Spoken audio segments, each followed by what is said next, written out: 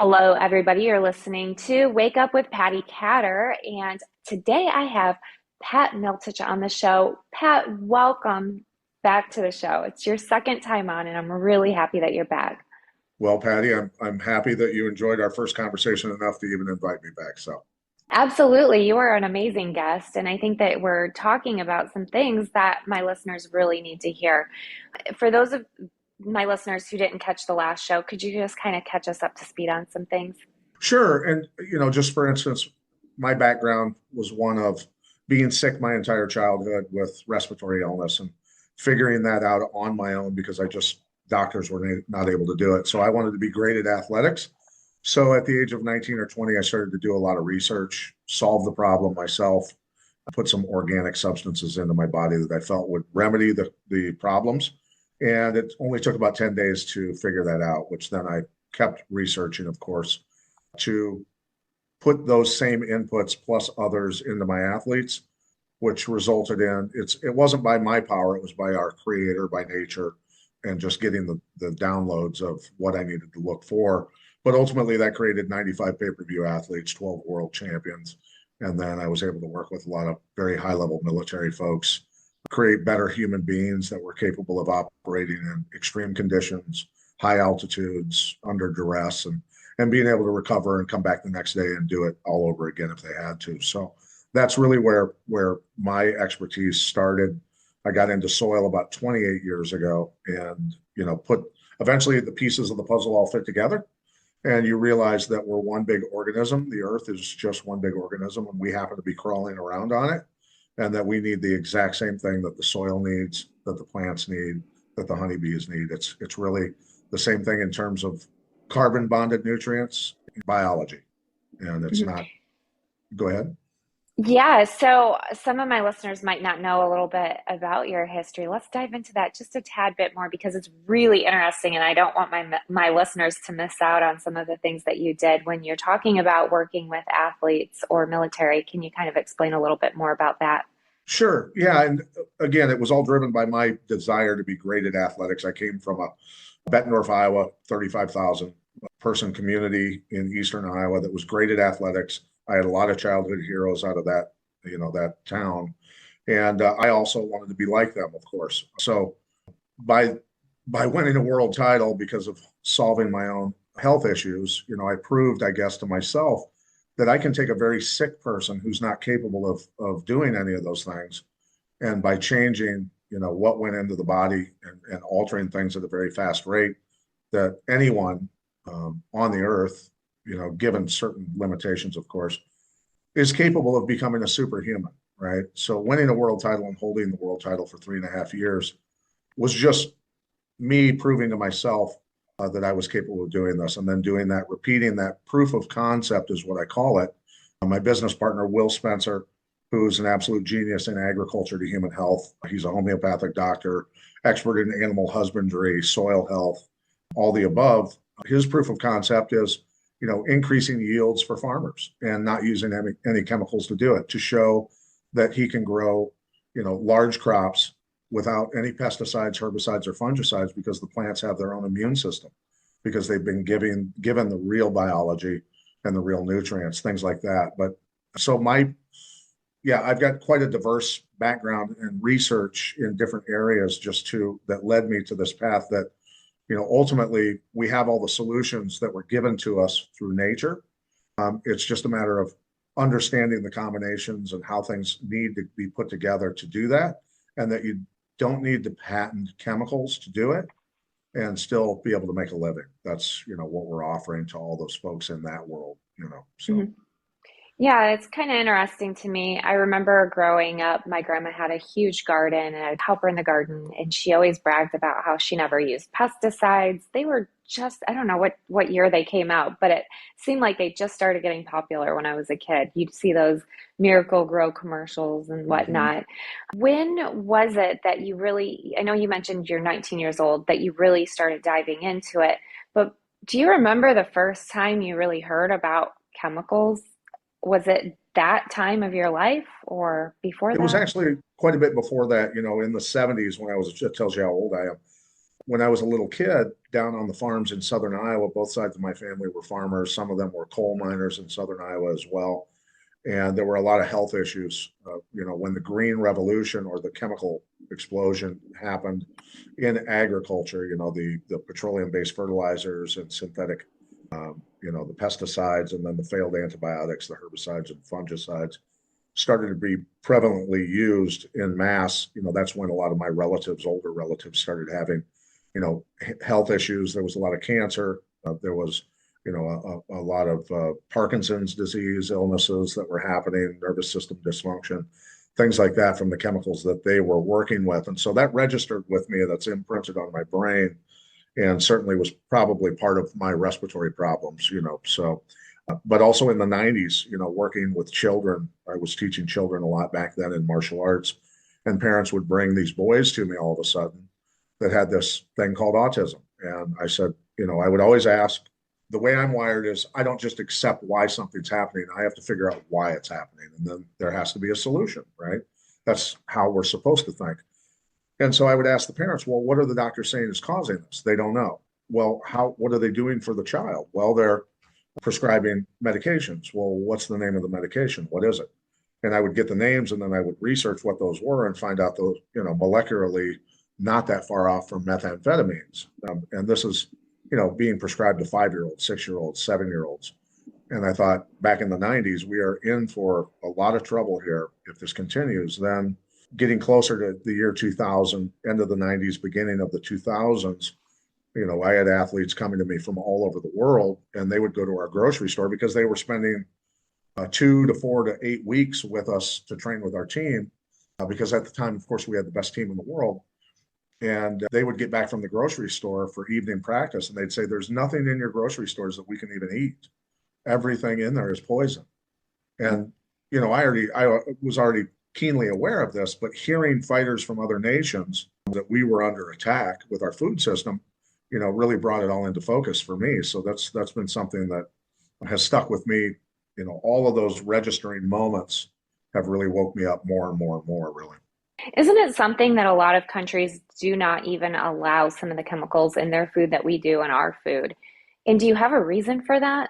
Well, I mean, look, if I were to think in terms of the people that or entities that run this world, if they were to keep us under control, they would want us sick, they would want us obese, they would want us in fear, easily to manipulate, easy to send out messages via media and tell everyone to lock themselves in their houses and put masks on and stay 6 feet apart, for instance.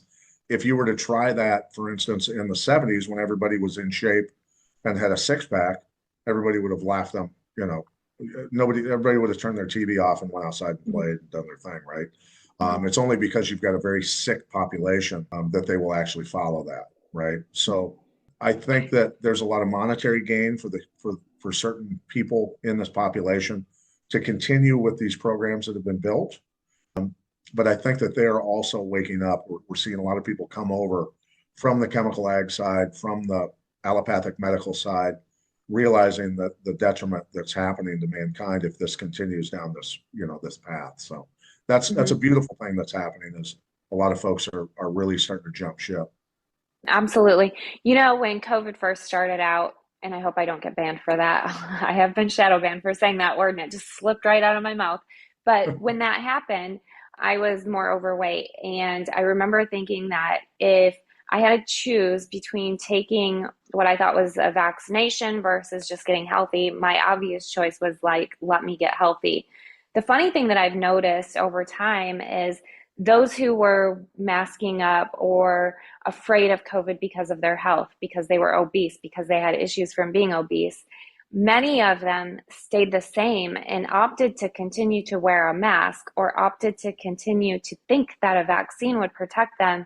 But we all have been told numerous times that the more healthy you are, the least affected you're going to be by it. So that has been really surprising to me that more people are not trying to get healthy just for that alone. Yeah, and well, the key to all of this is the linchpin is people understanding this, is that the environment, and this is Steve Moore's quote, and I use it all the time, Steve Moore's one of our partners and a genius who's done this all over the world, that environment always dictates genetic expression.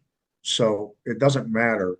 We are a direct reflection of the environment, our health. And so when I look at Americans for the past, minimum 30 years, when I knew we were already in a national security crisis due to, human health in America, that the environment and the toxification of the environment is directly reflected in the population. And so we look at the mental, hormonal, physical illnesses that are taking place around us.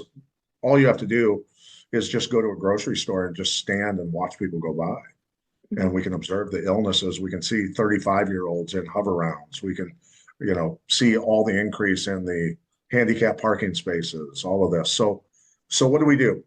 Do we fix the environment first, or do we fix the people first? So we have to educate and open people's minds up to the understanding that you were not born imperfect.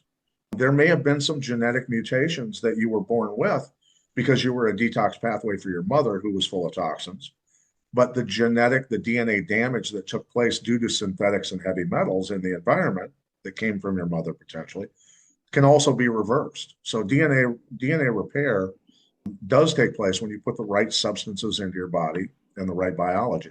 That mitochondrial function, cellular function, gut health, all those things do fall back into place actually in a pretty fast, rapid rate when you understand this.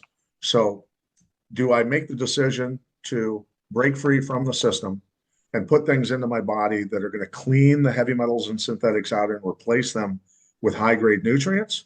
Or am I going to go to a medical professional, quote unquote, and get a prescription for more synthetic chemicals and heavy metals, because that's what's prevalent in those pills. So, the decision is the American public's, really, and it comes down to educating them and giving them a choice that there are solutions that you can turn your health around in a fairly quick manner. And in the meantime, we're doing the same thing for soil. There's farmers all over the country asking us for assistance. There's all kinds of soil around the country that has been toxified, whether it was biosolids being spread from the compost facilities, the county compost facilities, whether it's seed mash from ethanol plants that were used for fertility, whatever it is, and however the environment has gotten into people, we can correct it all. Yeah, people don't really realize that the place that their food comes from is really important, right? Yeah, yeah. And well, when you go to, the produce section of your grocery store and you're buying bananas and avocados and things like that, well, just looking at the sticker, which I'm sure you've educated your listeners, what that number starts with, that hashtag and the number, the PLU number, if it doesn't start with a 9, you probably don't want to put it into your body. And now even the 9s are questionable because they are using pesticides with quite a few organic products, right? So it's not what you eat is what you are. It is what your food eats is what you are.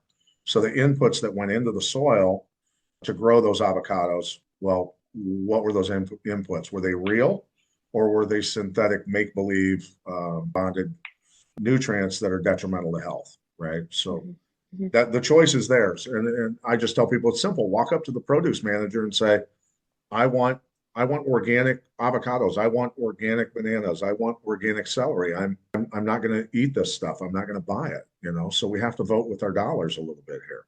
Now, with that, I have a question for you. So, some of the grocery stores that say that they're organic foods, does that mean a whole lot still? I mean, is that still an okay thing? Because I know that some farmers might plant their food in some quote unquote organic soil, but maybe they didn't know, 20 years before they lived there that there was something in the soil that was really bad. It's meaning less and less. I will say that. That's something that people have to be aware of. Growing your own food is actually fun. Having a beautiful garden is actually fun. Is it a little bit of work? Sure, it's a little bit of work, but do research, watch YouTube videos, educate yourself on what you need to put into your soil to grow amazing gardens. And it's actually fun. And harvesting your own vegetables and fruit and having an orchard instead of, trees that don't produce fruit, instead of bushes that don't produce berries, grow a food forest. Jim Gale and Food Forest Abundance and the Council of 12 that I work with are doing amazing and making amazing inroads into educating people to change their landscaping, and the landscaping companies around the country are just starting to catch on to this and realizing, hey, we better make some adjustments because the people are going to start wanting edible landscapes instead of, just ornamental, decorative, useless bushes, right? Mhm. And that's the whole idea of victory gardens during World War II. Everyone was growing their own food because otherwise you weren't going to eat. Right. It's kind of funny because for a period of time, we all wanted to do better than our grandparents did. And I think we all still want to do better than they did financially or whatnot. However, a lot of things it feels like we've regressed a bit, whether it's not growing our own food, spending time with family the way that they used to. I mean, I could name a whole lot of things. I think food resonates with me the most. My grandma always made really great homemade food. Everything was homegrown, and I miss that. So I noticed that there are some cities that are starting the gardens in their cities too. That's really neat to see. What is it that you would tell my listeners right now if they needed to look for something specific? You had mentioned the codes at the grocery store, trying to buy organic. What can they do at home to kind of advocate for healthier soil? Well, ultimately, our website's being rebuilt right now in Environautics, but we offer 0 to 5 acre box, 5 to 10 acre, 10 to 20, and 20 to 40 acre boxes for people to use those products to remediate and transmute all synthetic chemicals and heavy metals in their soil.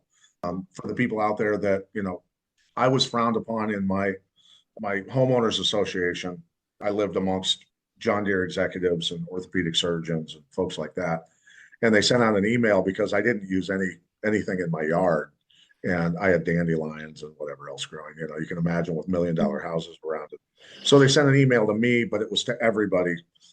We noticed that there's some yards in the neighborhood that are, growing weeds and things like that. And I just sent back an email to everybody and said, I'm really alarmed by the use, the widespread use of harmful chemicals, warfare chemicals, and failed antibiotics in everyone's yards here. We've got children. I'm concerned about my children's health, and that's what really should be important to us. And they knew to tiptoe around me after that because of what was going on. But I would just say, take control of your homeowners association. Say, listen, let's start growing food. Let's stop using chemicals in our neighborhood.